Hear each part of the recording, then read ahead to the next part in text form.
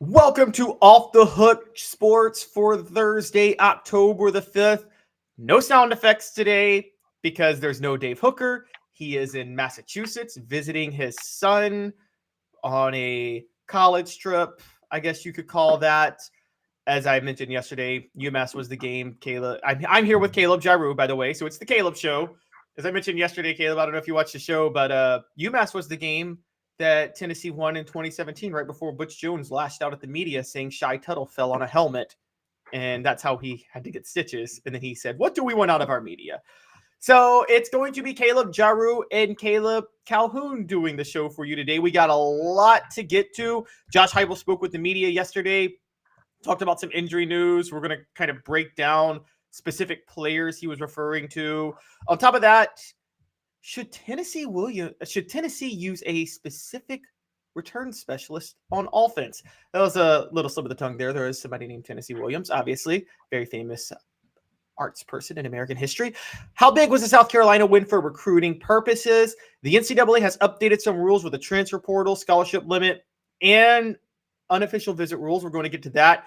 And also Josh Heupel, a top 10 paid coach for the USA Today salary database, and week 6 college football picks and bets. So Caleb Jarreau, welcome to the show. How are you doing today? I'm doing good. I'm happy to be on the Caleb Show today. How are you? Pretty good. Yep, it is the Caleb Show. And I told the story yesterday, since Dave's last name is Hooker, the name Caleb is a biblical name. He was the leader of the 12 spies for Joshua, sent to spy on Jericho. And how did he get into Jericho? Well, he shacked up with a hooker named Rahab.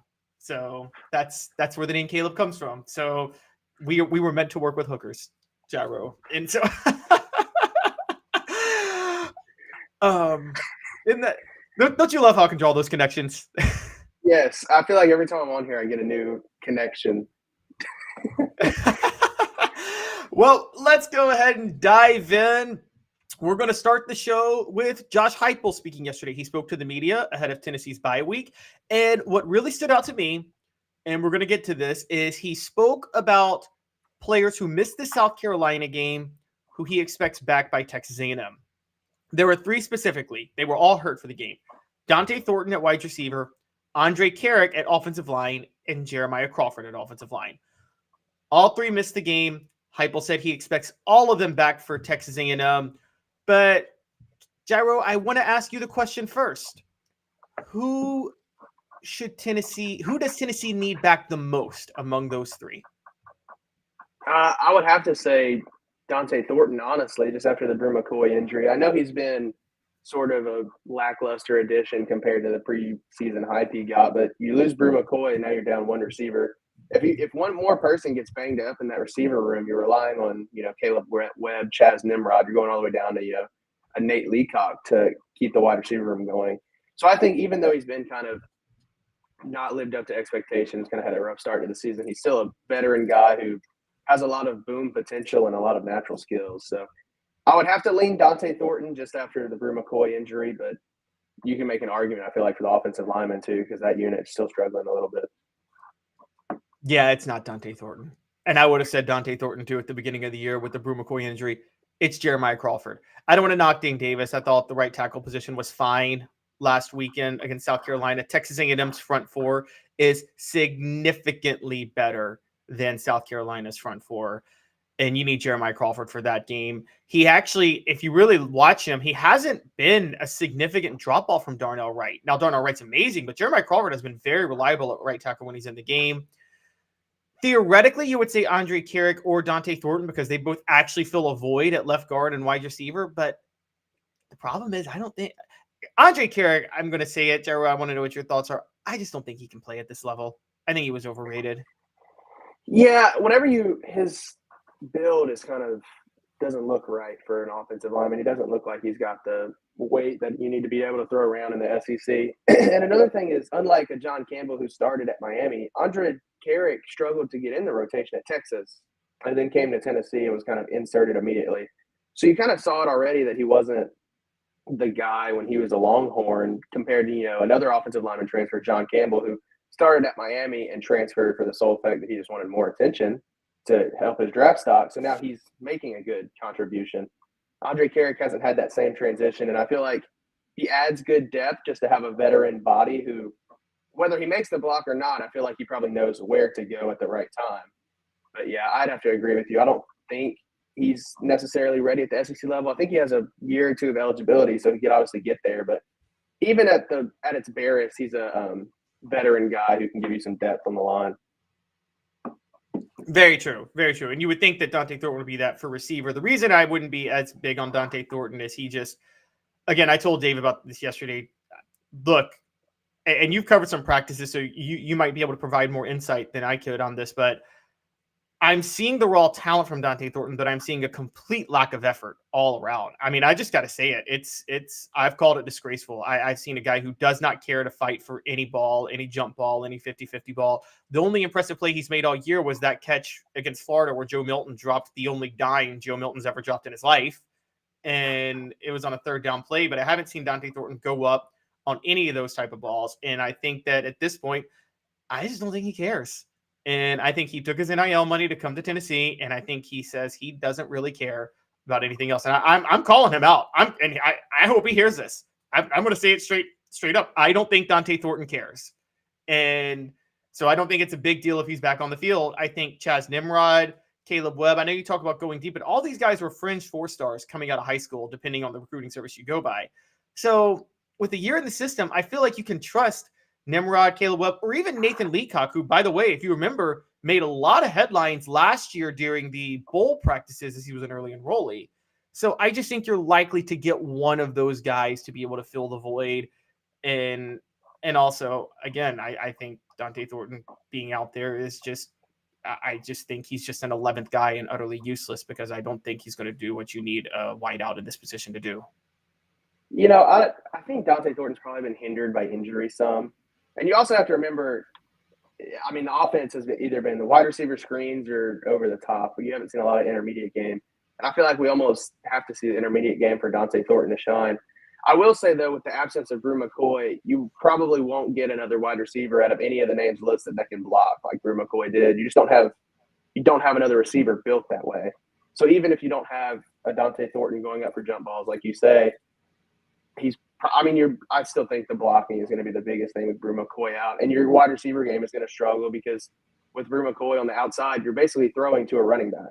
So you don't get that with Dante Thornton or really any of those wide receivers. But Dante Thornton-wise, I feel like it's almost he was hindered with injury a little bit in fall camp, kind of had a lingering injury. I wonder if he's struggling to get the system because it's not easy, definitely, to come from halfway across the country to learn the system. But then again, we'll have to see what happens. I don't know if they even want to move Dante Thornton to the outside to replace Brew McCoy, or if they just want to call up one of the young guys and kind of keep Dante Thornton exclusively in the slot. That's another question mark. Josh Heupel didn't really mention it that much. He said every wide receiver could play inside or outside. Well, obviously they can play inside or outside, but he didn't answer the question if Dante Thornton will play inside or outside. So that's still to be determined, and that's something we can probably find out here pretty soon. Yeah, it was actually really cagey the way he did it yesterday, which I didn't get. I mean, is the gamesmanship that much that you can't let us know if like Squirrel White's going to play on the outside or not when we know he's going to play in the slot? I mean, it's, he's probably the worst at gamesmanship that's unnecessary. This is a guy who wouldn't even tell us who the starting quarterback was going to be 2 years ago in his head of his first game against Bowling Green. Like, do you need that against Bowling Green? Yeah, I mean, I don't know what Dante Thornton can give you on the outside that he wouldn't give you in the slot anyway. Just be a taller guy on the outside. So, yeah, the gamesmanship was a little much, I thought. But still, I don't know if they want to try to test him at the outside. We haven't seen him at the outside that I can remember. And you have some younger guys like a Caleb Webb who have stepped up already. So do you want to go with the youth, or do you want to try to move Dante outside and just keep experimenting with him? I think, honestly, you probably just want to leave him in the slot because if, like we talked about, if he's struggling in the slot and he's kind of taking him a couple games to get it under his belt, I think the worst thing you could do is move his position and give him a whole nother set of problems and assignments on the field. So how does Tennessee's screen game work without Brew McCoy? Because you're right. The biggest thing that Tennessee was able to do was with Brew out there was to block. And, Thornton can't replace that. Can they still run these same screens? Or Joe Milton's going to have to start completing more passes downfield, right? Yeah, I think you have to open. I don't see how you can do anything else besides the intermediate game, because the only way the screens work is you hit a guy like Squirrel White on the outside, and then you have Brew McCoy take off the first cornerback. Well, Squirrel White can get 5, 6, 7 yards with the speed easily, plus more if he can battle. Well, it takes that away. You don't have to respect it as much. Brew McCoy, we saw his blocks on Joe Milton's 70, 81-yard run or whatever it was to start the game. That's going to be the biggest place they miss Brew McCoy. I don't think you have a replacement. I think you're going to have to open up the slants, the posts over the middle of the field and try to get something working there and hope that Joe Milton can complete it, because your screen passes are going to go from the 10, 11 yards they were going for to 7, 8. I guess you have to open up the middle of the field. Yeah, that's going to happen, and Joe Milton's going to have to improve his touch on the ball on those slants and things like that over the middle of the field. So I would say that, yeah, that's going to have to be the case. And the message board is bringing it up. Ragged Top Tom says they're going to have to start calling downfield throws now, no more 12 to 15 screens a game. And then this is going to show why Joe Milton may be a liability or maybe not. We don't know. We'll see. I mean, I get why people think he will be on this. D comes in and, okay, D's trying to play the Heupel is smarter than me. I'll never understand his ways. It's why he makes $9 million. We're going to talk about Heupel's salary a little bit later in the show. But D also says Dante can't hold on to anything more than 10 yards. That's an interesting one. And Travis Case, this is an interesting point. Could they switch it up to the tight end screens? I floated to Dave lining up Jacob Warren like in the wideout spot a couple of times a game. But I mean, the only problem is the minute you do that, that's when you probably know the screen is coming, isn't it? Yeah, you're going to have to, either with him or Castles, you're going to have to line him up in the wideout spot and show that you're not going to call a screen, which means you also have to have tight end routes from the wideout spot. So I'm not sure what they could do. They also don't have to throw it to the tight end. You can just throw it to the wide receiver and use the tight end as the lead blocker. Or maybe even, Warren and Castles both line up in the slot sometimes. Maybe have them in the slot and the wide receiver just run towards them after they catch the screen. I mean, there's a lot of things you can do with it there, but you're right. As soon as they see a tight end split out wide, because they do to the slot some, so you kind of expect that. But as soon as you see a tight end split out wide, you know something's up and they're running a screen. It's not very hard to tell. So you're going to have something to mix it up and keep defenses off balance. Exactly. And what will help, to be fair, on the offensive line spot, Jeremiah Crawford. This is why I'm going back to Jeremiah Crawford being the most important. Jeremiah Crawford back in at right tackle, he'll be able to, spread out and get some of those outside blocks too on certain screens when the pass is thrown. So I think now he can't block downfield, obviously, but as you and I know, college football has been very, very loose with the downfield blocking rules over the past 5 years, I could say, and Heupel's taking advantage of that. So somebody like Jeremiah Crawford could really cash in on that. Yeah, the whole downfield blocking thing is just, I mean, if you call it once, you have to call it every time, but then they only call it on 3rd down and 10 whenever it's needed. I don't blame Heupel for taking advantage of it, because I do the same thing if they're not going to call it. Yep. Portions of the program are brought to you by Andy Mason Real Estate. For the best prices and service and real estate in Knoxville, there's just one place, andymasonrealestate.com. Andy and his partners have been in the real estate business for a combined 40 years. They know how the market works and how to save you thousands of tens of thousands of dollars. Andy Mason at andymasonrealestate.com. Moving on, not a total change from what we were just talking about, but there was a little bit of news for those who are interested about D. Williams, Tennessee's return specialist, who also technically is a defensive back. D. Williams posted an Instagram story a couple of days ago, I think it was yesterday, of him next to Squirrel White and said, "Almost time, ? Most of Vol Nation is reading into that maybe D. Williams is going to see some action on offense. So with Brew McCoy hurt, I don't think he's obviously not the physical presence. He's not a blocker, like you said. He's not going to win one-on-one battles at wideout, but he's very shifty with the ball in his hands. Jarreau, should Tennessee consider D. Williams on offense? I don't see why not. I mean, he can only help you. Like you said, I don't think with Brew McCoy going out, you're not splitting Squirrel White or D. Williams outside to replace Brew McCoy. So I don't think it would be in replacement of Brew McCoy or anything like that. But I think if you have packages for D. Williams like jet sweeps or maybe line him up in the slot sometimes, give Squirrel a break. I don't see why not.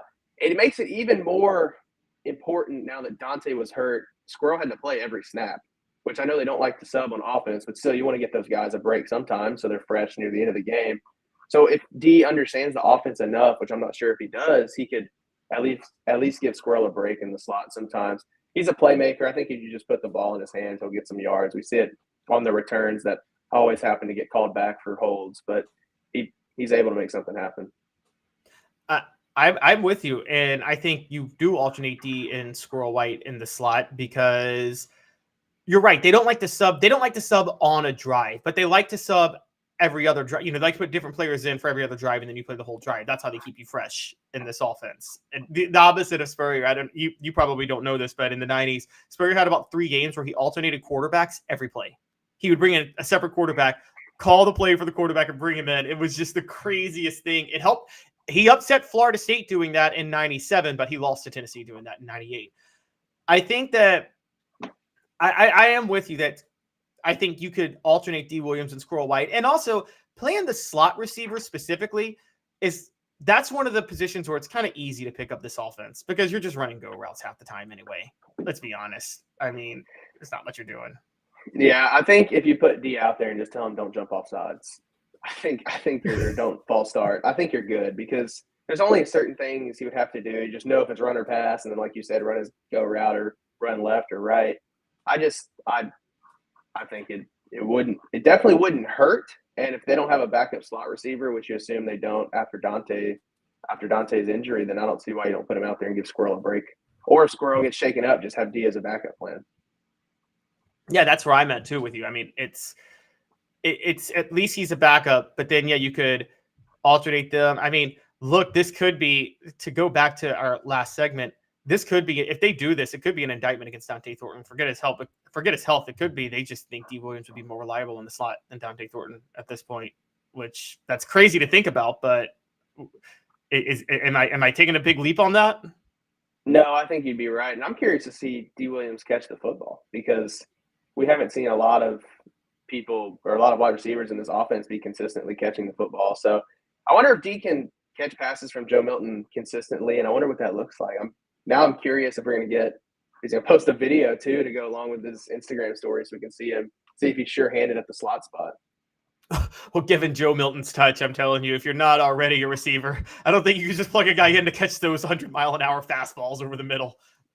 No, he'll probably end up with a broken finger if he's not careful. But I am – people talk about how confusing the offense is, and D. Williams obviously worked out with the defensive back. So I'm curious to see what he looks like and what he can do in the offense if he's given the opportunity. Like you said, I don't think they like to sub during drives, but obviously penalties, timeouts happen. I wonder if he can kind of sub in and give them something to do there. Yeah, I think that would be a good move. I think again, like you talked about, at the very least, a change of pace. Bring him in for a jet sweep. All of a sudden, you have the defense on his heels for anything else. So then you bring him in a few more times. He's a decoy. I said the same thing with Joe Milton a couple of weeks ago. I had insisted for a while he needs to run more, and then he runs for 181-yard touchdown. Totally changes the UTEP defense. Totally changes the South Carolina defensive game plan against Tennessee. And all you needed was that one run by Milton, and then everybody's got to change up a little bit of what they do. And that helps him overcome his inability to make accurate passes over the middle a lot of times. So I think that if Joe Milton can't run next week still because he's got that brace on his leg, bring in D. Williams for a play or two. That's a total change of pace. And then all of a sudden, defense is consistently on its heels every single time he's in the game. Now, do you think that D. Williams is more fit? Now, let's put this out there because he's technically listed as a defensive back, but he's not really playing defensive back. He's only playing return specialist at this point. Do you think it's possible that D. Williams is more fit for an offensive player than a defensive player? I mean, you always see the defensive backs returning the ball like a Tyrann Mathieu, but I think if he's a playmaker on kickoffs and punts when you put the ball in his hands, and I don't see why you wouldn't want to do that on offense. The first thing I thought of when I saw the thing you sent me was, is he conditioned enough to play in that offense?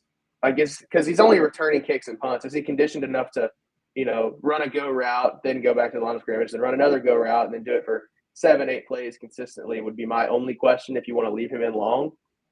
But I think, honestly, just put the ball in his hands and let him make a play, which is probably what they tell him at defensive back, too, is just play the ball. And he's probably a ball hawk in the defense as well. We haven't seen him much at defensive back in any rotations at all this year, so I don't see why you don't just throw him at wide receiver, or even in the backfield, and just see what happens, kind of keep the defense on their heels. I don't know if you want to test that in high leverage situations, but if you're early in a game, maybe against Texas A&M, just throw them out there and see what happens. If it succeeds, then go for it. But if not, then get away from it. But just tell Joe Milton to throw the ball to the sky and tell D to catch it like a punt and see what happens. If Joe Milton throws it to the sky, it might actually hit the moon. D. Williams will be somewhere in the end zone, hopefully calling a fair catch on the pass. So yeah, exactly. I mean, I think you have nothing. You don't lose anything if it doesn't work out. Then you just know you can't play offense.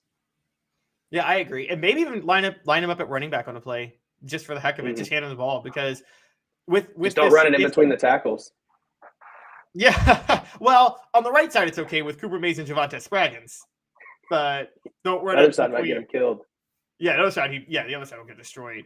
All due respect to Ollie Lane, who I think was playing his butt off on Saturday. I just think that he hadn't been Spencer Riley we had on Monday, and he basically pointed out that Ollie Lane had been taking snaps at center since the middle of fall camp because of the Cooper Mays injury, so he probably wasn't fully ready to play left guard.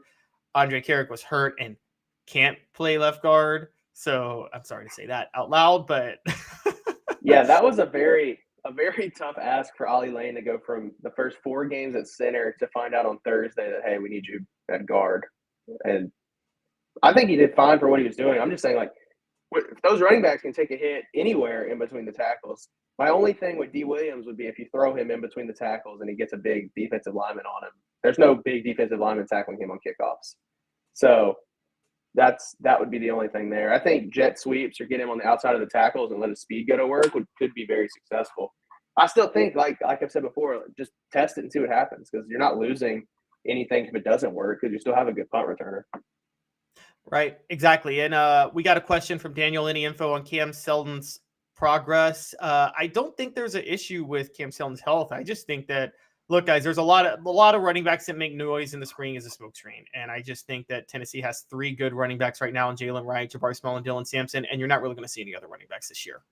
I mean, that's how and you have to remember all 3 of those guys went through injury in the spring too. So somewhere along the way, Cam Seldon became, running back 1 or 2 in the spring, which I think going down the road, he'll be super good. I just don't think with Jalen Wright, Dylan Sampson, and Jabari Small, you don't need him right now, which is good. Let him develop, let him learn from those guys.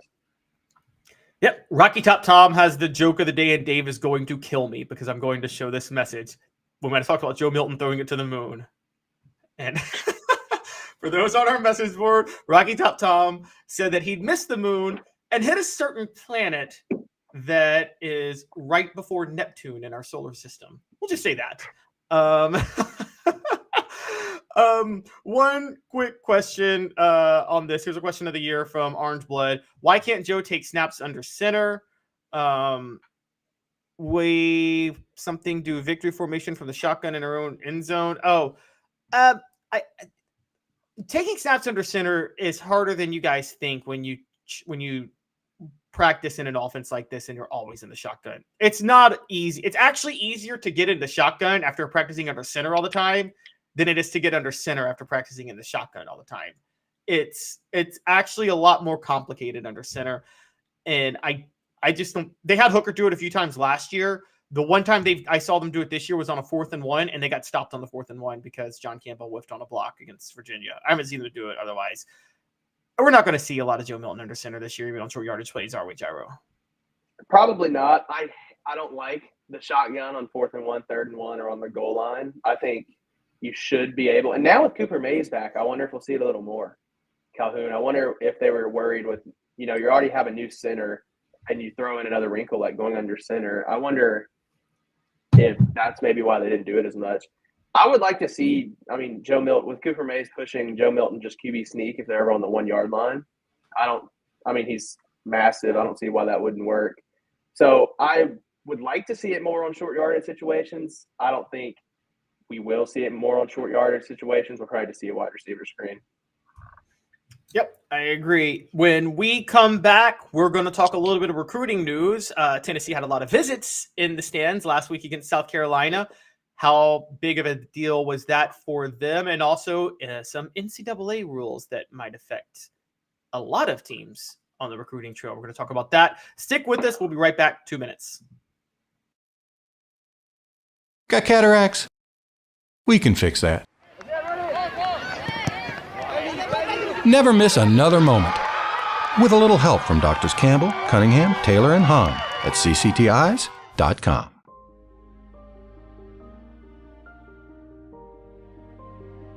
Our family has been creating one-of-a-kind pieces of jewelry in West Knoxville since 1986. Each piece is a combination of unique processes that bring your idea to life. Every day in our shop, a truly special item with a story all its own is being manufactured in our facility, bringing the history and family sentiment into a whole new generation of life. We're grateful that you chose us to be Knoxville's best jeweler, a title that we value and respect. Because to me, being a jeweler and owning a jewelry store are not the same thing. I'm Rick Terry, I'm a jeweler, and we want to be your jeweler. Kingston Pike and Campbell Station Road in the heart of Farragut, and downtown on Gay Street right next to the Tennessee Theater. Hi, Mike Davis here with City Heating and Air, reminding you to always dare to compare. Our team provides quality local heating and air service, installation, and maintenance across East Tennessee. We use only the best equipment like American Standard heating and air conditioning for your residential, new construction, or commercial needs. Honesty, dependability, and customer satisfaction have been the cornerstones of our business since 1961. City Heat and Air. Dare to compare. These mountains hold and defend a spirit far better than moonshine. A drink that holds flavor that becomes necessity. A hard cider made and relished by folk who are as hearty as they are legend. A refreshment that can only be found in one place.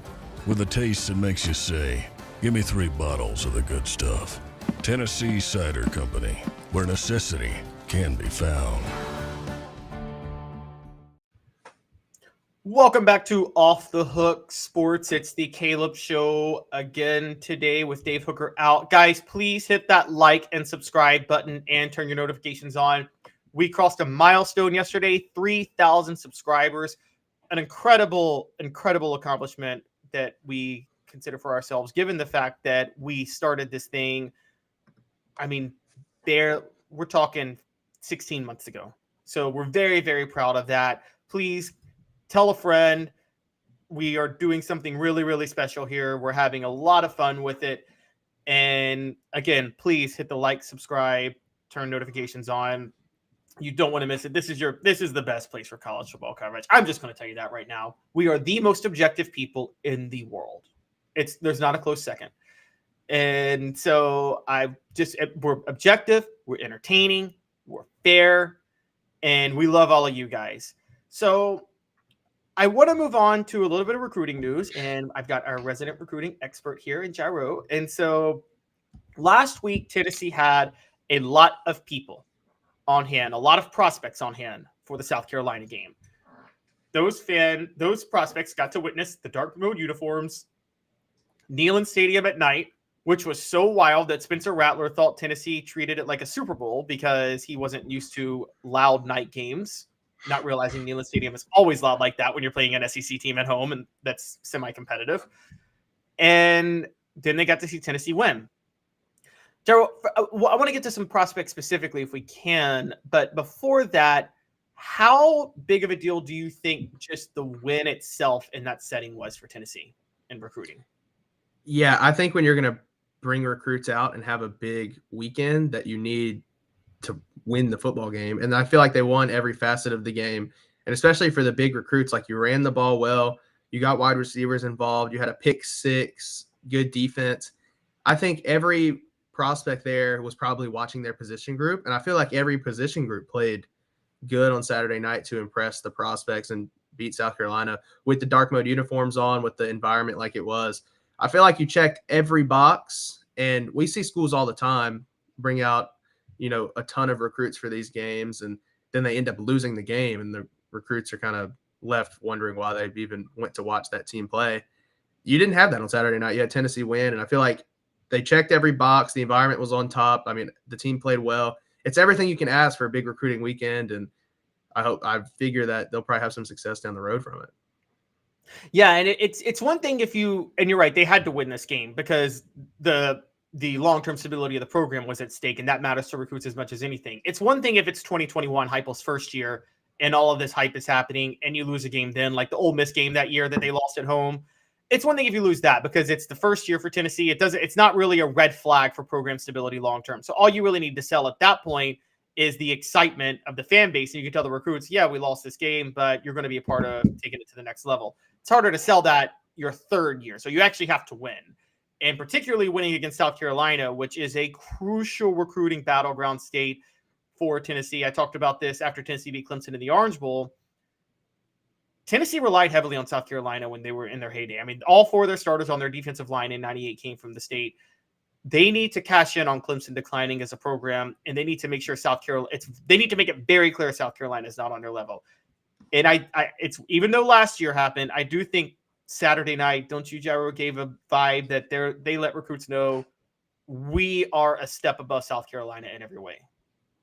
Yeah, I would feel that way. And I feel like also it kind of helps drive the narrative that last year's game against South Carolina in that dominant season was truly a fluke where they didn't play as well. Like they lost that game in every aspect just because just about everything that went wrong could. So I think that even adds some credibility to players who saw the game last year and thought, wow, South Carolina is the place to be. That now you beat South Carolina, and South Carolina's 3 losses now, I'm pretty sure. You got Georgia. They lost that opener in North Carolina, which was a big recruiting weekend as well.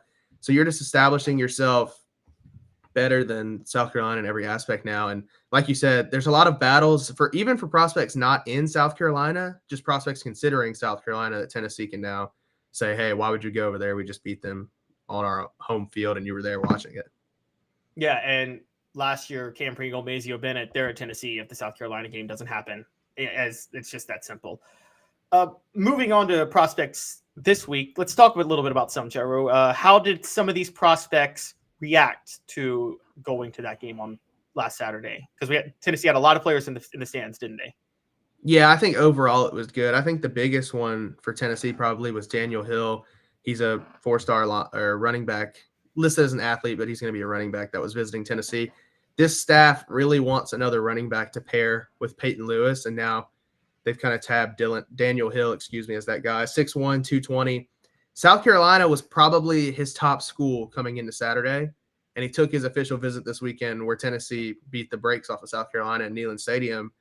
So that's probably going to sway him a little bit. He took an official visit to South Carolina as well. So we'll probably not see his decision until later in the year, but I feel like Tennessee is in a very good standing with him after that game. Got to see the environment. Just everything about that Saturday went well for Tennessee in that aspect. And then your second, he's from Meridian, Mississippi. So he's another guy, Daniel Hill, where you're not competing for a prospect that's in South Carolina, but it's somebody who's considering both schools from an outside place. Your second official visitor was Cam Michael. He's the number 8 athlete in the country, number 139 prospect. He's another guy that they wanted to get on campus for an official visit and kind of try to sway him with that environment. And I feel like they probably did that. He's officially visiting Texas A&M this weekend, so I'm sure he'll be watching when A&M comes to Knoxville next weekend as well. Those are the 2 official visitors, which I feel like are probably the biggest ones. Calhoun. You also had 5-star offensive tackle Jordan Seaton in the stands. He canceled his visit to Oklahoma to be in Knoxville this past weekend. That was a pretty big visit. You see the offensive line depth that's needed after this season. And a lot of that starts with guys. They need to get guys who can come in and play immediately, not guys that need a year or 2 to develop. I feel like Jordan Seaton can be one of those guys that can come in and make an impact. Yeah, and Jordan Seaton, for those who are interested, actually he's originally from Washington, D.C., but he's going to IMG Academy in Bradenton, Florida right now. Josh Heupel, given his success at UCF, has some connections down there, which should be really, really helpful. And you bring up Cam Michael. He's from Statesboro, Georgia, which this is why the South Carolina game was so big. Statesboro. That's not Atlanta area, guys. That's closer to Savannah. It's almost on the South Carolina border where he's from. So if there was any school outside of Georgia that had a pipeline for him, it would be South Carolina or maybe Clemson. Those schools may actually have a bigger pipeline than Georgia did. So it was big for Cam Michael to be in the stands to witness that game. Daniel Hill Meridian, Mississippi is on the Alabama border. And so you could still see the Tide or Auburn come in and make a move. But South Carolina being his top school and Tennessee doing what they did on Saturday, that's a big deal. And I think what's really going to help, look, Williams-Brice Stadium is a good recruiting selling point for anybody who's been there. It gets loud. It's one of the louder stadiums. It's not the Swamp or Gainesville, or it's not the Swamp or Baton Rouge, but I would actually consider it on that level to a certain degree with Neyland and now Bryant-Denny, given the fact that they've closed the bowl at Bryant-Denny. But if South Carolina's 2-3 and they're not going anywhere, do you know when his next visit is? Daniel Hill's visit to South Carolina, Jarreau? I want to say I think he's done with visits, and if he does, it'll be an unofficial visit if he takes another one. So those are always super fluid, and he could probably decide Saturday morning he wants to go to the game and go. Well, if Tennessee made an impact on him, did he visit South Carolina for the Mississippi State game? Do you know? He took his official to South Carolina in the summer. So Tennessee will be one of his only game visits. Okay, so he might take he would probably, if Tennessee altered his opinion, then my guess is he would take an unofficial visit just to be sure. The good news for Tennessee is that if South Carolina starts stumbling, let's be honest, I don't care if it's Tennessee or LSU or Florida, it's going to be the same with South Carolina, that there's going to be apathy that sets in with the crowd, and it's not going to be the same rocking stadium when he visits, right? No, I would have to say the same thing. I mean, what do the fans really have to cheer for now that the season's basically over for South Carolina? All of their goals they were supposed to achieve, with Spencer Rattler coming back and a couple of the wide receivers coming back, they're supposed to be competing. Now they're just fighting to get in a bowl game, honestly, and they were supposed to be competing for the SEC East. So I'm with you. That stadium gets loud. You have sandstorm, you have all of that, but I don't think it'll be the same environment if he visits, later in the year, or even whoever they have this weekend, just to see it. I don't think, like you said, I don't think the crowd can get up for Missouri or whoever else they have left on the schedule when you know that your season's basically toast. Yeah, I agree. So I think I think Tennessee should want him to take another visit to Williams-Brice, honestly, for that reason. Yeah, I mean, honestly, it would help them. And Alabama's in there for Daniel Hill, which is another thing. But I feel like even if it comes down to, I feel like no matter what, that visit on Saturday probably ended South Carolina's chances, or at least diminished them greatly. So it might become a Tennessee-Alabama battle or somebody else, but I don't think South Carolina will be able to compete with Tennessee if those are his top two schools at the end of his recruitment. I'm going to tell you something that's hurting Alabama in recruiting when they bring kids for visits for home games. And it's actually starting to hurt Georgia, because what the players do is seeping to the fans. When you win that much, apathy sets in to a point to where for like your standard SEC game, like a night game against South Carolina, your fans just aren't that loud because they expect to win that game 57-0. And it's almost like they start treating college football regular seasons like the NBA regular season, which is, it's just a game to get better, yada, yada, yada, move on to the next one. And that filters with the fans, and that actually, so they become a victim of their own success, which hurts them on the trail because the stadiums aren't as exciting when they're there. I'm just going to be honest. There was a period where Alabama got sick of winning, and you could tell their fans were sick of winning. Yeah. And you have that. And you also have like Nick Saban borderline retiring soon, and nobody knows when he is. So that always plays into recruits. I mean, that's a good counter recruiting point. Like if it's Alabama and another school, you could say, well, by the time you're a sophomore or junior, Nick Saban might not even be the coach over there anymore. Yet, despite all of that, they're still able to pull 5 stars and top 5 classes. So I guess we should take that all with a grain of salt, because he's still able to find success. Now, late in the class like this, I do think those little things could sway a kid like Daniel Hill's mind back and forth.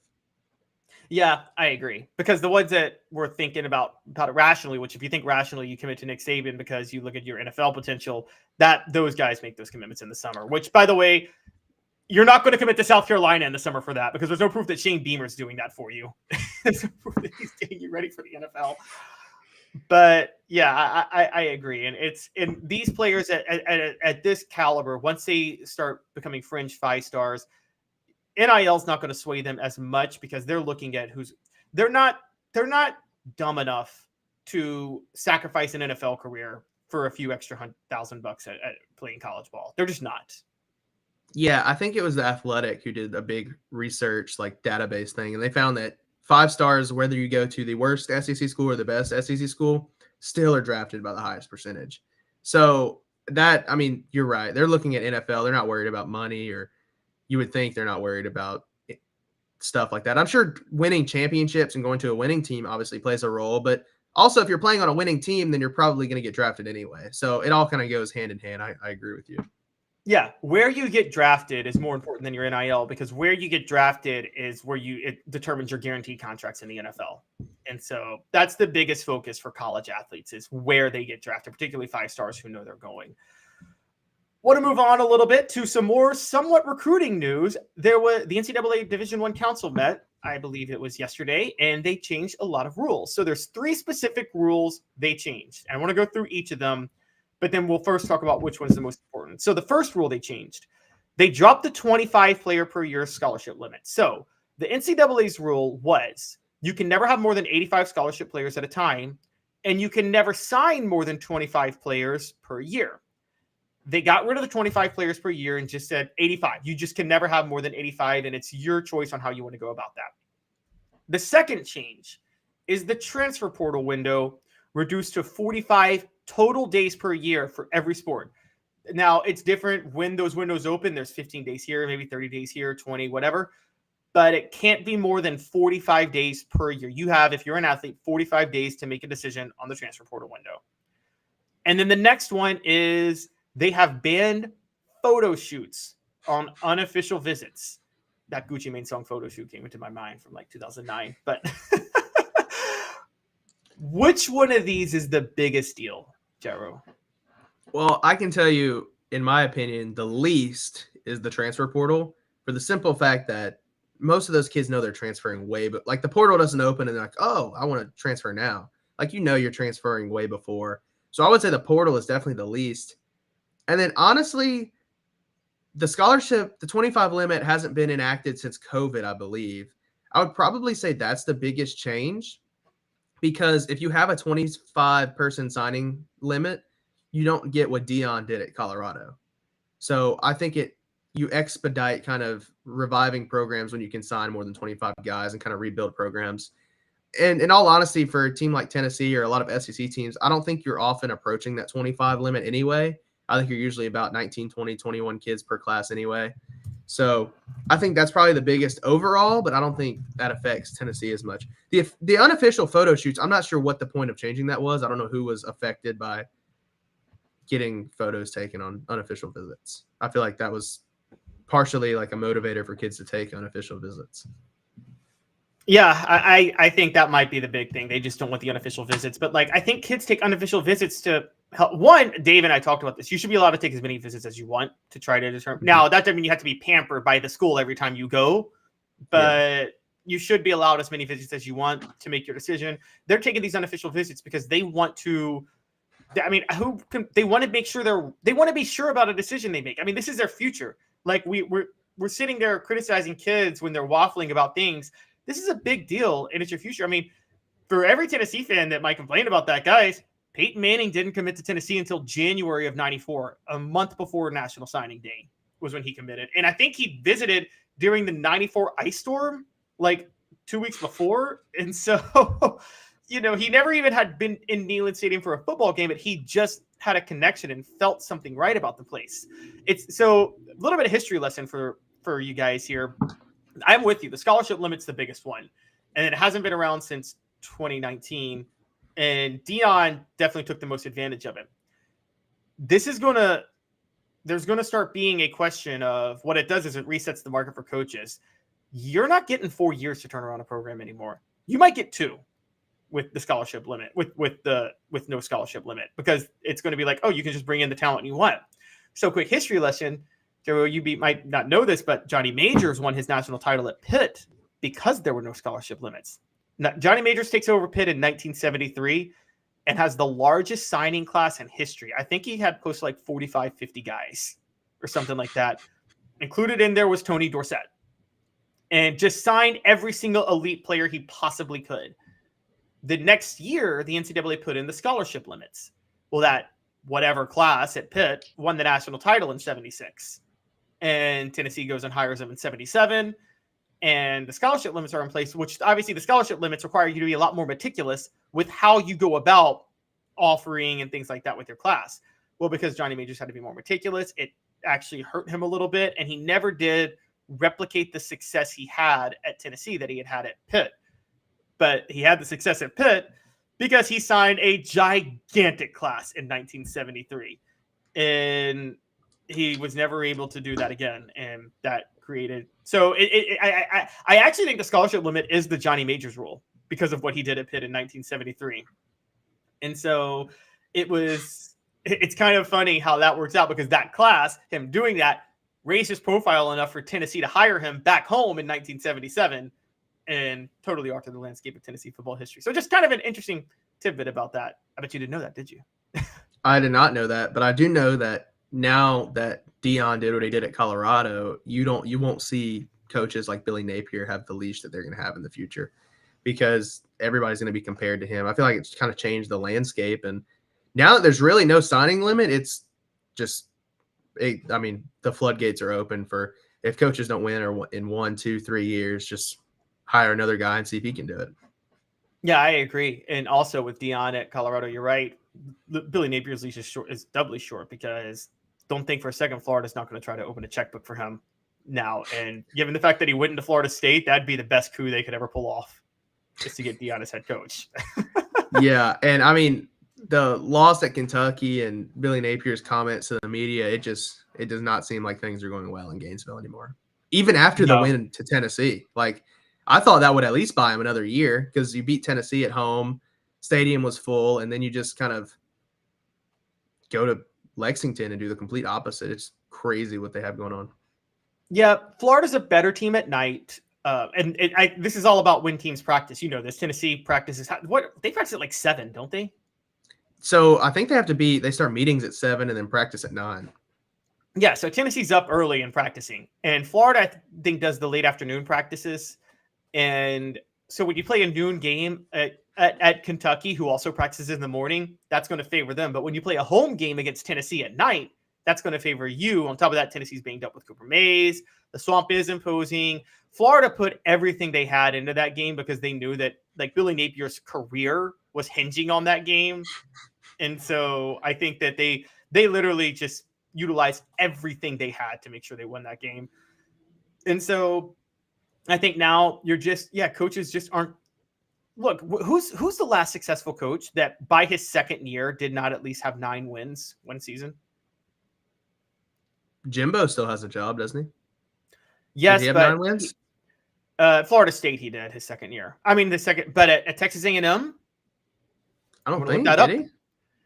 That's a good question. His second year, but also his buyout is so much that you have to give him more than 2 years. Right. That's a very good point. And you give him the benefit of the doubt because you're in the SEC West and all of that. But I mean, Billy Napier should be able to sneak out 8-9 wins with his schedule. That's true. Jimbo did win a national title, though, I think, which bought him a lot of leeway at A&M. And he went 9-4 his first year. And so that helped. This is another Johnny Majors story. Yeah, Johnny Majors was 4-7 his first year, 5-5-1 his next year, 7-5, and then 5-6. And everybody was wanting him fired, but he had bought so much leeway for winning the national title at Pitt and being a Tennessee guy that a lot of people let him. Tennessee fans don't like to hear this, but Johnny Majors had the longest leash of any head coach in history, and nobody would get the leash he got today because he didn't have a top 25 finish until his 9th year on the job at Tennessee. So yeah, Jimbo, you're right. Jimbo's just kind of muddying along, but look, Texas A&M did not hire him to muddy along and have the SEC West to be the excuse. They hired him to be Nick Saban at Texas A&M.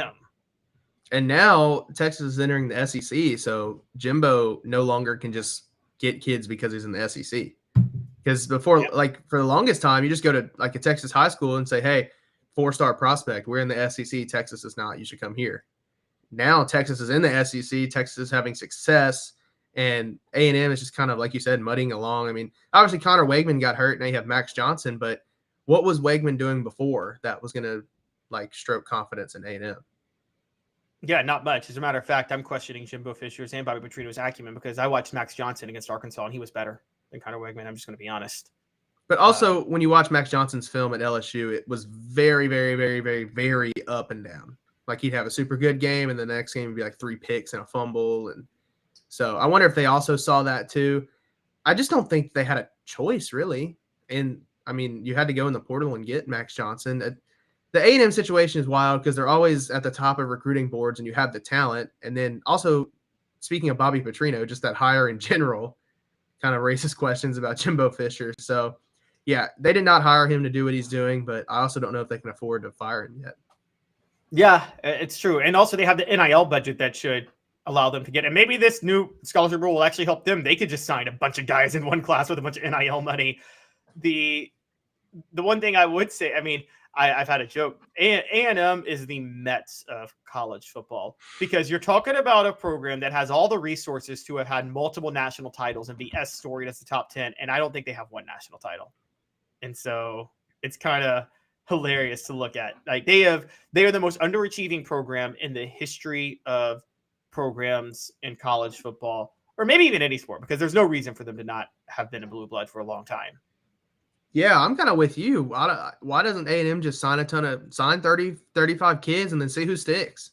Because if you sign that many, somebody's got to be good. I mean, you're signing blue chip prospects every year, and it's not turning into wins. And I mean, obviously you don't expect them to beat Alabama every year, but once every 4 years, maybe you beat Alabama. LSU should be a game they consistently win.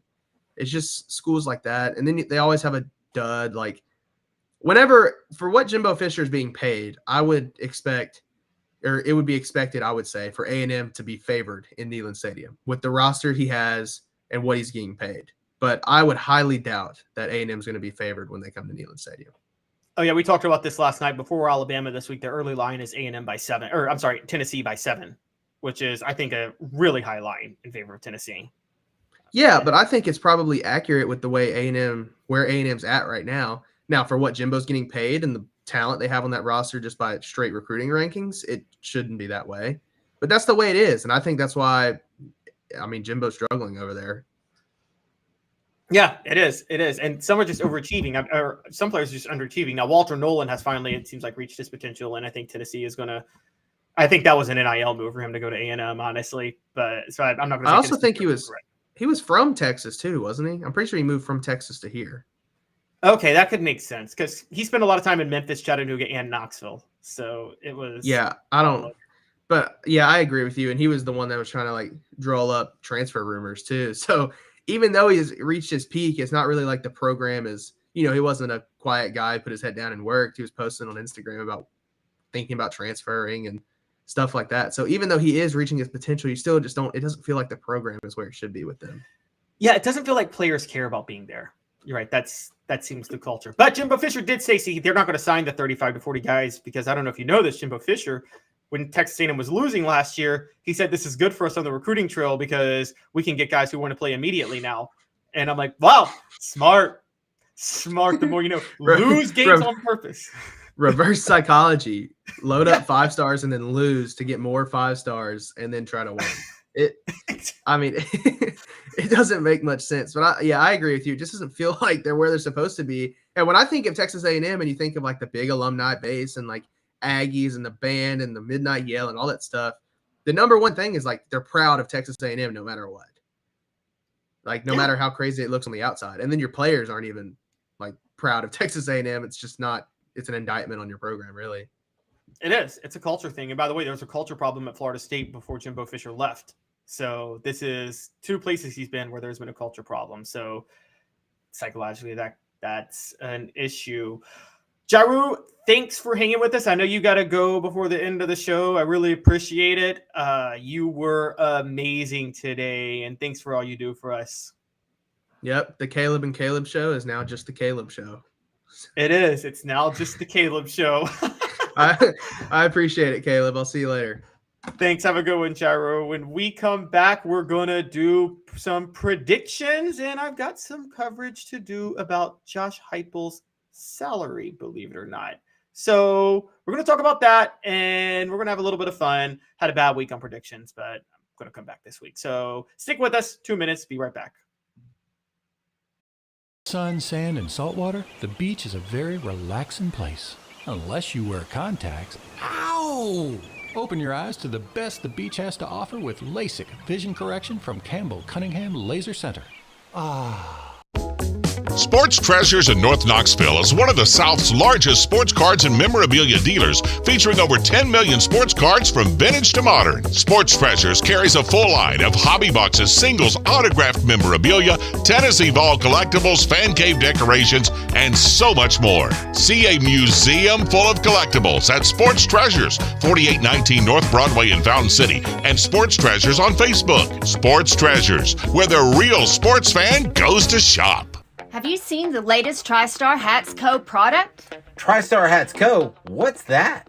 You know, those really cool hats, shirts, tumblers, and even license plates with 3 stars like the official Tennessee flag and stripes like the American flag. Pretty patriotic if you ask me. Ah, gotcha. Seen those. Those are cool. Where can I get them? Simple. TriStarHatsCo.com. And if you order now, there's 10% on any order $50 or more. Plus, use the promo code HOOKED. With the promo code HOOKED, you get 10% off. That's hooked. And don't forget free shipping with any order over $50. Stock up at TriStarHatsCo.com. That's TriStarHatsCo.com. There are plenty of wannabes out there, so make sure you go to TriStarHatsCo.com for the best quality and customer service. Will do, and I'll be sure to use the promo code HOOKED. That's hooked when I do to save an additional 10% off. TriStarHatsCo.com. TriStar Hats Co. is a trademark of TriStar Hats Co. LLC. Any use without express written consent is prohibited. Welcome back. Before we get to some money talk, for a couple of things, I just got to say I like this comment. I like this comment by Elias Gray. If Jimbo signs too many guys, the boosters might spend too much on NIL and won't be able to pay his buyout. That's a good point. Never thought about that. Maybe Jimbo Fisher is running out of NIL money to spend on recruits because those boosters are thinking, yeah, we'd rather spend that money to pay out your contract because this is annoying what you're doing. Actually, a great thought. Best take of the day so far. Not that you guys don't all have great takes, but that is the lead take as of right now for the day. And that list is fluid and can change if somebody else comes with something better. So let's move on. We've got some news about coach salaries. Speaking of money, because oh my gosh, that was the perfect transition. I didn't even think about that when I said it, but USA Today's salary database came out for head coaches, college football head coach salaries, all 100, I believe 20 of them that are at Division I schools that aren't private schools. So the private schools, their salaries aren't out. They don't have to put those out. So number one is obviously Nick Saban at $11,407,000 with a maximum bonus of $1.1 million. Dabo Swinney is number two, $10,884,775. Kirby Smart's number three, $10,705,600. All of those make sense. All three have won multiple national titles. They're the only three that have won multiple national titles in college football. Ryan Day's number four at $10,271,250, the most underachieving coach given his salary and what he walked into. Mel Tucker is at number five with $10,015,350. Obviously, Mel Tucker has recently been fired for cause. I believe Michigan State is trying to avoid paying that buyout. I don't know if they will, though, so we're going to have to see how that goes. Brian Kelly is number six at $9,975,000. As of right now, that is overpaid, and I was somebody who believed in Brian Kelly, but he's let me down so far, so that is overpaid. Number seven, we just talked about him, Jimbo Fisher at $9,150,000. Just so you guys know, Jimbo Fisher's buyout is $77 million. Right, Kirby Smart's is now $92,625,000. So Kirby Smart has a higher buyout. However, Kirby Smart has earned it, and Jimbo Fisher has the second highest buyout. Rounding out the top 10, number 8 is Mark Stoops at Kentucky. $9,013,600, $51 million buyout. I'm going to be honest with you guys. I actually believe Mark Stoops' number should be higher. I think Mark Stoops does at Kentucky is one of the most impossible things possible. And then at number 9, tied for number 9 on salary, to be fair, are Josh Heupel and Lane Kiffin, both at $9 million. Now, the difference is the maximum bonus, Josh Heupel's is $1.7 million, Lane Kiffin's is $2.6 million, but the school buyout, Josh Heupel's is $46,500,000. So Josh Heupel, number 9, Lane Kiffin, number 10. The question becomes, does Josh Heupel deserve to be a top 10 paid coach? Now, before you guys sit there and say, obviously, because of what he did in 2022, there are coaches on this list that are below him that I'm going to name who have accomplished more than him to this point. Now, I'm not going to debate with Lane Kiffin, but James Franklin at Penn State's at 11, $8.5 million. Whatever you think about him, he has won a Big Ten title and coached in the Rose Bowl. Jim Harbaugh at Michigan is at 12, $8,254,600. Has won 2 Big Ten titles, gone to 2 college football playoffs. Heupel still hasn't won a Power 5 conference title, nor has he coached in the playoff. Luke Fickell at Wisconsin, $7.6 million. Luke Fickell has won a Group of 5 conference championship. Actually, the same one that Josh Heupel won, the American. They both have won the American. However, Luke Fickell got Cincinnati into the playoff. Josh Heupel didn't, although to be fair, they both had undefeated regular seasons. So at a Power 5 level, you could say Josh Heupel's accomplished more. Mike Gundy at Oklahoma State, $7.6 million. Mike Gundy has won the Big 12, was a fluke Friday night loss in 2011 away from coaching in the national title game. So, does Josh Heupel to this point deserve more than a James Franklin, Jim Harbaugh, or Mike Gundy, or even Luke Fickell? I'm going to say Luke Fickell, yes. But James Franklin, Jim Harbaugh, Mike Gundy. Should any of those coaches be making more than Josh Heupel? I'm going to say Jim Harbaugh and James Franklin should. Based on the school they're at, which is a power institution, the fact that they have a conference championship, and the fact that Jim Harbaugh has gone to multiple college football playoffs. At the very least, Jim Harbaugh should be ahead of Josh Heupel. He should. As of right now, Jim Harbaugh should. That doesn't mean Josh Heupel. If you ask me who I'd take as a head coach tomorrow, I would take Josh Heupel, but I think Jim Harbaugh has proven more. I think Jim Harbaugh should be paid higher. Now, at the same time, there are people Josh Heupel should be higher paid than. One of those is Ryan Day. Ryan Day inherited a program from Urban Meyer and hasn't taken it to any level. I know he's gone to multiple college football playoffs and he won the Big Ten a couple of times, but he shouldn't be number 4 on this list. He's actually underachieved given where Ohio State was before he took over. Brian Kelly, if you're paying him based on what he did at Notre Dame, I kind of understand it. And so because of that, that's where Brian Kelly and Jimbo Fisher are a little bit hazy because you're paying them based on what they did at previous schools. That's how you lured them to your schools in the first place. Jimbo Fisher has a national title. Brian Kelly took Notre Dame to the national title game. And I don't care what you guys think about Notre Dame as a blue blood football program. Notre Dame is not a national title contending football program. It's not. It's not 1989. It's impossible nowadays to have that level of success at Notre Dame. There are too many other variables. So I could make the argument that Brian Kelly and Jimbo Fisher both deserve to be ahead of Heupel, but I could also make the argument that Heupel deserves to be ahead of Kelly and Fisher. Mark Stoops, I told you Mark Stoops maybe should be the highest paid coach in college football right now. There's what you can do at a place and what you're doing, and Mark Stoops has gone way above what is possible at a place. The same might actually be true of Dabo Swinney because he's gone above what I thought was possible at Clemson. Nick Saban to at Alabama just because I thought any dynasty like that was impossible to a certain degree. But Josh Heupel at 9. Does he belong at 9? That's the question. There's a few people that are bringing some good points up. I'm going to start with you, Travis. Every one of them are way overpaid. Gotta say I disagree. I know that's the concept that people say all the time. These coaches are overpaid. They're public employees, whatever. But I can just tell you right now, Nick Saban is worth every penny. And he's brought in way more than he's getting paid. I say the same thing with professional athletes. You may not like the money they're making. They're generating way more. So if you believe in markets and you believe in capitalism, Michael Jordan was worth every penny he was making in the 90s in the NBA. Michael Jordan was underpaid in the 90s when he was playing until his last 2 years. LeBron James, I wouldn't say LeBron is underpaid because he wasn't stuck on a $4 million contract the way Michael was in the mid-90s, but he's worth every penny he's getting. He's absolutely worth every penny he's getting and what he does for the NBA. So I say the same with these coaches. Now, some of them are overpaid because they're not delivering. You could say that with Jimbo Fisher, but that doesn't mean just on a general sense they're overpaid. Great question here from Rocky Top Tom, which is, would Stoops have a title if he was at a different school, even just half a step up on the football tier like Ole Miss instead of Kentucky? That's a great question. I don't know if he could have it at Ole Miss.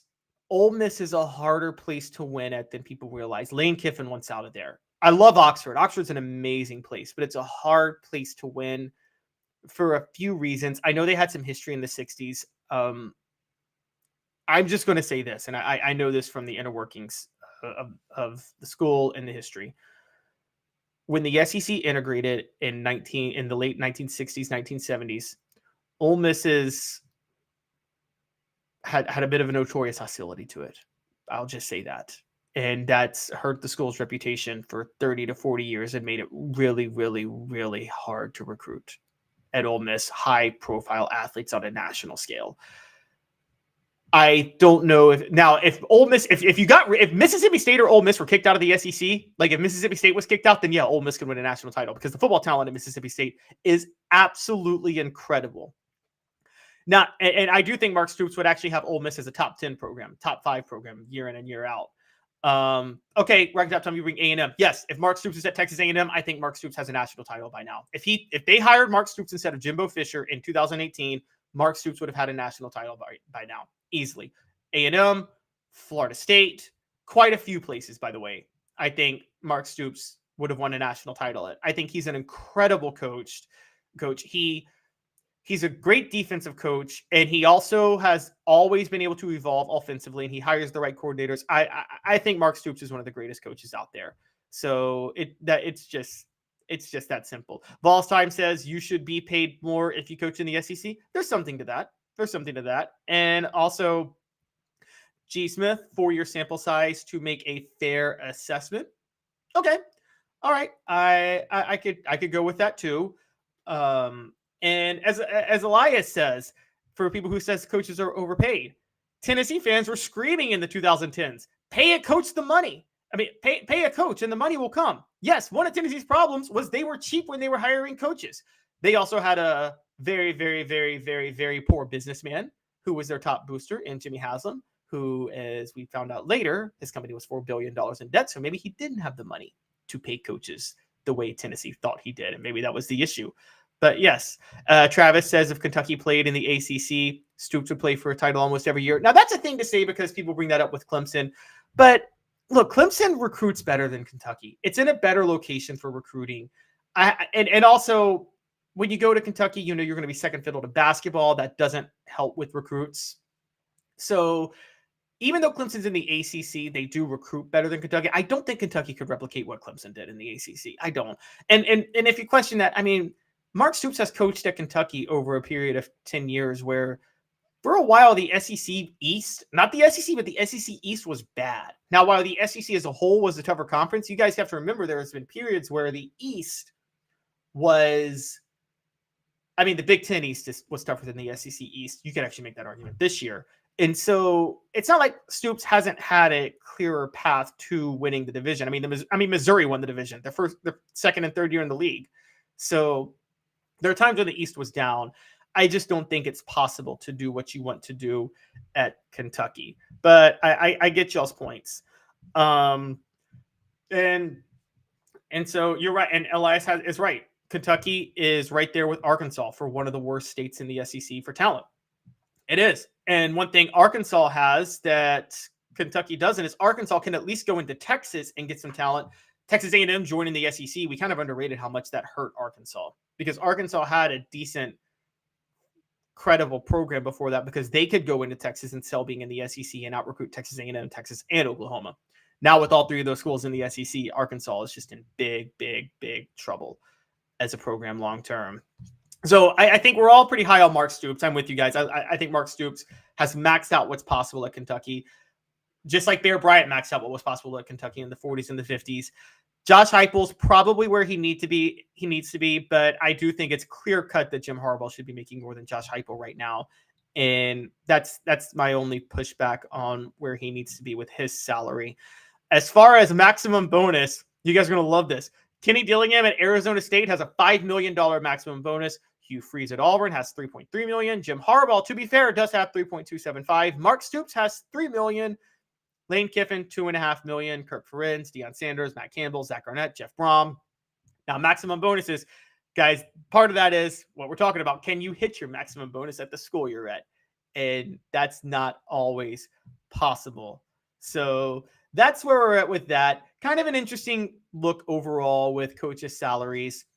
I think that some of them do amazing jobs. Now, where does this go? Here comes a question. Where does this go with the 12-team college football playoff, particularly with maximum bonuses? So let's take a Mark Stoops at Kentucky because we're asking about him. Mark Stoops, if I were wanting a bigger challenge, I would go somewhere else to try to coach for a national championship in this system.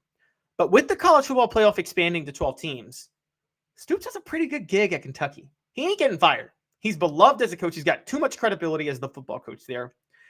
And you might be able to sneak Kentucky in to the 12-team college football playoff. Now, I'm looking back at Stoops' track record as a Kentucky head coach to this point, and probably the only year that he would have had a debate to get into the 12-team playoff would have been the 2018 season. They were number 15 at the time, so they may have just been out of it. Had they not lost to Texas A&M in overtime, though, they actually would have been in it, even though they did get blown out by Tennessee that year. They always get blown out by Tennessee. And then in 2021, also went 10-3. Again, if he missed the college football playoff, it would have been because he was upset by Tennessee when he never should have been. But that's Tennessee always finds ways to upset Kentucky.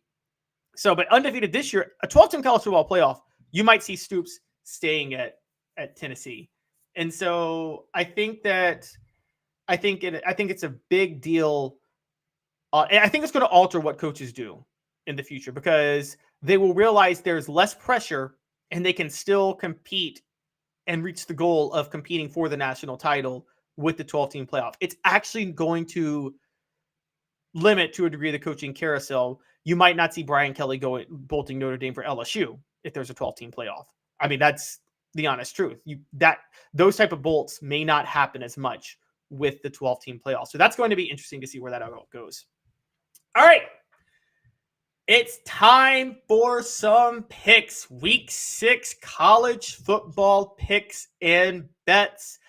They are brought to you by Zen Sports. Zen Sports is the new sportsbook in Tennessee, revolutionizing the way you earn sports betting rewards. That means no more deposit bonuses that turn into deposit nightmares. On Zen Sports, what you see is what you get. And with their cash rewards program, you get a lot of cash. For a welcome bonus, earn an unlimited 5% cash back on your betting volume, for your first 15 days when you sign up with the code HOOKED. That's right, unlimited 5% cash back. Keep betting and keep earning with up to 3% cash back on your betting volume every month after that. And refer friends to earn a percentage of their betting volume as cash rewards too. Zen Sports is bringing the cash back to Tennessee. So if you bet big on sports, you want to be betting on Zen Sports. Zen Sports betting just got better. Must be 21 or over to gamble and in the state of Tennessee to do so. So moving on to picks, I would like to point out that I did not do too well last week. Last week, I was 0-3 on picks of the week, and I was 9-14 overall. Now, I own when I screw up like that, and I did. However, Caleb's Casino is still 61-48 on the year and 9-8 on bets of the week. So both crossed the 52% threshold. So if you followed me, you're still making money. And I will, Travis, you're saying I cost you 10 G's last week with the Arkansas Texas A&M game. I am not responsible for your bets. I am responsible if you win. I'm not responsible if you lose. That's how this works. That's the rules. Okay. If you win, I'm responsible. But if you lose, I am not responsible. I did think Arkansas would give A&M a game. I did not see what Max Johnson was doing. I did not see that coming.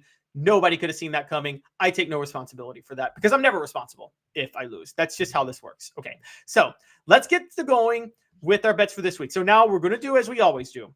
We're going to do every game with an SEC team, every game with 2 top 25 teams, and I'll do the 3 best lines of the week, regardless of top 25 or SEC or anything. I'm adding this week, though, if there's a game featuring 2 undefeated teams, it's October. Some undefeated teams are still not in the top 25. But if there's a game featuring 2 undefeated teams, I'm not going to care if it's in the top 25 anymore. I'm going to pick it because it's kind of a big game. And that's where we start. We've got Maryland, who is the first team out of the top 25 of both polls, but is 5-0. They're visiting Ohio State this weekend. Ohio State's coming off a bye. They should easily win. They're favored by 20. I'm taking Maryland plus 20. And the reason I'm taking Maryland plus 20 is because Ohio State is a more defensive-oriented team this year. Maryland does have a solid pass rush at times. Kyle McCord is not C.J. Stroud. He's a statue in the pocket. And because they won't be able to score at will like they usually do, and because Maryland has a quarterback who can air it out in Talia Tagovailoa, to his brother, who is the best quarterback in the Big Ten by far, and one of the best quarterbacks in the draft for next year, I think Maryland's going to be able to keep this close. I do. And so I say take Maryland plus 20, even at Ohio State when Ohio State is coming off a bye. Also take the under 57 because Ohio State just hasn't been scoring much. All right, next one. Red River Shootout. It's back, baby. Early 2000s college football is back. Texas and Oklahoma are undefeated. This is what we love, okay? We've been waiting for this, and it's right before they both join the SEC next year. We might have the Red River Shootout with both undefeated. We might have Florida State, Miami with both teams undefeated. Man, early 2000s college football is back, and that was the best. I want Bubba Sparks back on College Game Day because of that. Texas is favored by 6.5 against Oklahoma and Dallas. Take Texas. Y'all ready for this? Texas is going to blow out Oklahoma. They're going to destroy them. Oklahoma has not beaten one team of caliber this year. Texas was tested at Alabama. They won convincingly. And then they blew out Kansas. This line is way too low. Texas is significantly better. I don't trust Brent Venables as a head coach. And I've said that for a while. They're going to be exposed here. Texas wins running away. But they win with defense. And OU won't score enough. So go under again, under 60.5 for Texas and Oklahoma. I'm seeing something like 38-7. Yeah, I'm going there. 38-7. All right, LSU at Missouri. LSU has been letting me down. They have failed. They are awful on the spread this year. And Missouri is undefeated. And they're riding high. And LSU may have quit on the season. This is the toughest line to pick of the week. I say stay away from it. I'm picking LSU to cover. I'm going LSU 5.5. Missouri is the most fraudulent undefeated team in college football. Eli Drinkwitz makes way too many mistakes on the field as a coach. I still trust Brian Kelly as a head coach overall, despite the 3-2 start. LSU so much better talent-wise. I think they're going to cover. I think people are overreacting to last week's game. LSU also still has elite talent on defense, despite what happened against Ole Miss last week and against Missouri. That'll show. So hit the under on this.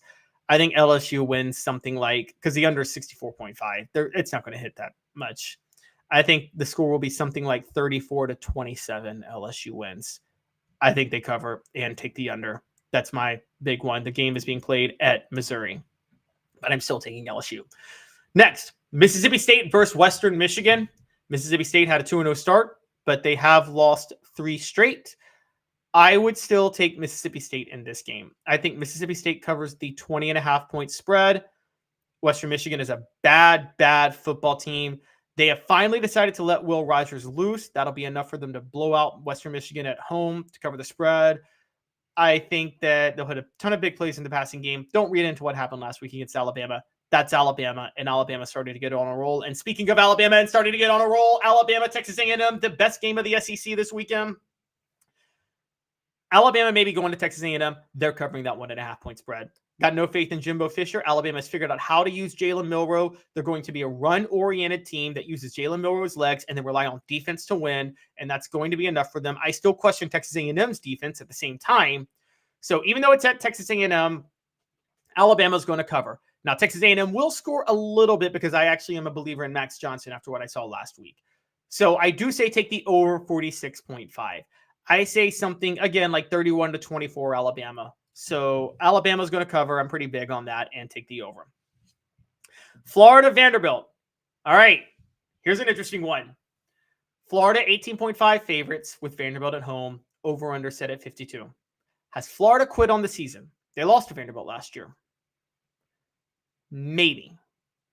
However, there's still a lot to play for, and I still think they're thinking long-term under Billy Napier for the future. So I still think they're going to go all out in this game, and Vanderbilt is not last year's Vanderbilt team, and even if they were, they don't start to gel till November. It's October. So I think Florida covers the spread, 18.5 over Vanderbilt. And so Vanderbilt's just bad. With the game at Florida, I think Florida covers, and given how bad Vandy's defense has been, I think Florida, even with their putrid offense, should hit the over in this game. So Florida covers, and the game hits the over. All right. Battle of unbeatens, baby. Let's go. Georgia, Kentucky. Georgia's favored by 15 at home. Georgia's going to cover.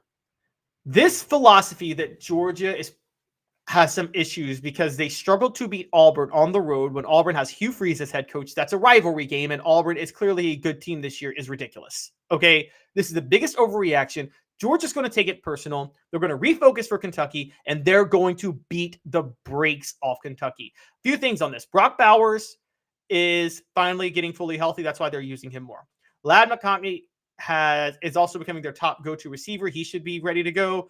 They are in perfect shape to absolutely demolish Kentucky. And this has nothing to do with my respect or lack thereof of Kentucky. I actually think Kentucky's a very good team. But this is going to be one of those games where Georgia, they don't play down to the competition. They play the competition and they win. They're ready to send a message. I got Georgia winning in a blowout, and I've got the over 48 because I think Georgia's actually going to score a little bit. I've been betting against Georgia all year. I've made a lot of money fading Georgia and fading Mike Bobo and fading Carson Beck. Not going to do it this weekend. I think it comes together for them at least one weekend because I think they'll be laser focused on this one. So I think Georgia wins. I'm talking 41-21, something like that. All right, we got a semi-ACC showdown with Notre Dame, an ACC affiliate. Notre Dame at Louisville. 2 top 25 teams, and Louisville is one of those undefeated basketball teams. Notre Dame is favored by 6.5, over under set at 54. Just last week, Notre Dame knocked off one of the undefeated basketball schools in Duke, while Texas knocked off another one in Kansas. Notre Dame gets a chance to knock off a second straight undefeated basketball school in Louisville. Of course, I already talked about Maryland being a basketball school playing Ohio State. I think Notre Dame covers at Louisville. Look, Louisville needed a lot of help from the officials to beat a mediocre NC State team last week on a Friday night. This is not that good of a football team. They're not as good as their 5-0 record says. Notre Dame would have beaten Ohio State had they not rushed 3 on a 3rd and 17. I do question Notre Dame's coaching. I'll say that. In terms of a coaching mismatch, I have more faith in Jeff Brom than Marcus Freeman. I'll say that out loud. But at the same time, I don't think that's enough for me to say that Notre Dame doesn't win this one because I think that Notre Dame is just a significantly better football team at this point. So because of that, I've got Notre Dame covering the 6.5-point spread. And I got the under again. Notre Dame's been making every game ugly and about defense, so I got the under. Notre Dame wins this game. It could be another 21-14 game between Notre Dame and Louisville. And finally, Saturday night. Every fiber of my body suggests that I should pick Arkansas to cover the 11.5-point spread because that's the rules of SEC football. When one team is riding high like Ole Miss and another team is riding low like Arkansas, they just somehow rise up out of nowhere and pull the upset. But it's at night. The game's in Oxford. I got Ole Miss covering the 11.5-point spread. Not comfortable with this pick, but I got them doing it. What I am comfortable with is the over. This game's hitting the over, guys. Over 63.5. KJ Jefferson, Jackson Dart. I want some points. Give me the points, baby. Give me the points. Give me all of them. 63.5.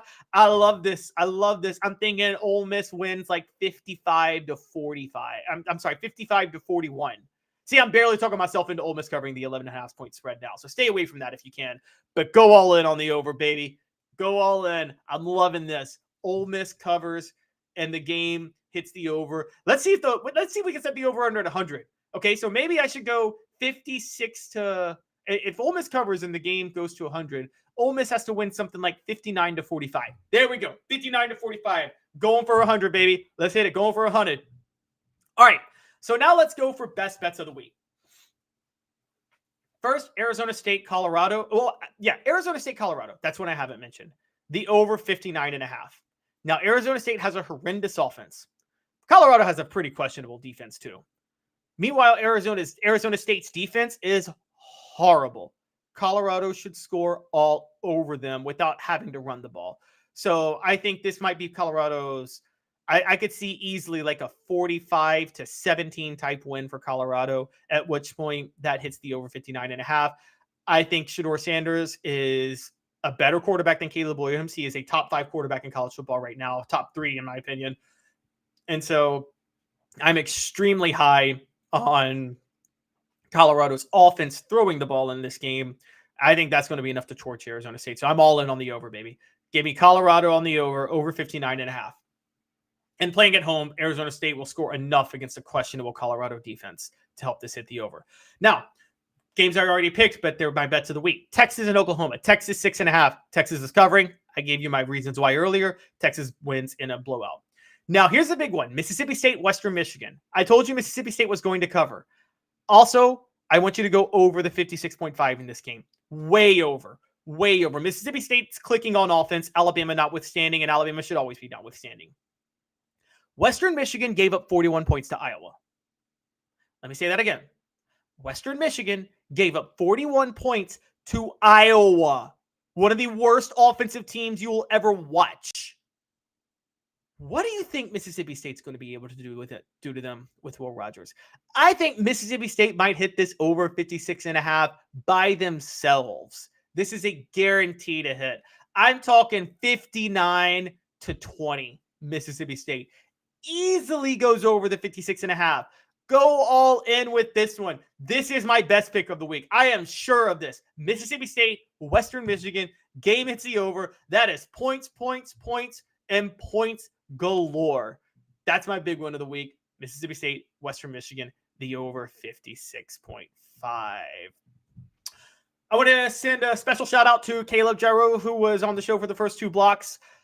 I want to say to Dave, we miss you, Dave Hooker. We really miss you. I hope you're having fun at UMass. I want to thank you guys all for tuning in and helping me out. Again, when I'm solo, I can't do the show without you guys on the message board. I need y'all as much as anybody, and you guys were super helpful in this game on this day. So I really appreciate it. I will be back tomorrow. We'll have Josh Ward at the top of the hour tomorrow. Should have Fred White. Still should do the Football Friday with Fred at 10:25. So we still got a lot of fun happening tomorrow. I hope you guys all tune back in. We can have a lot of fun together. Thank you guys all tuning in with Off the Hook Sports. This has been Caleb Calhoun. You guys all have a great rest of your Thursday and enjoy the October weather. Have a good one, everybody.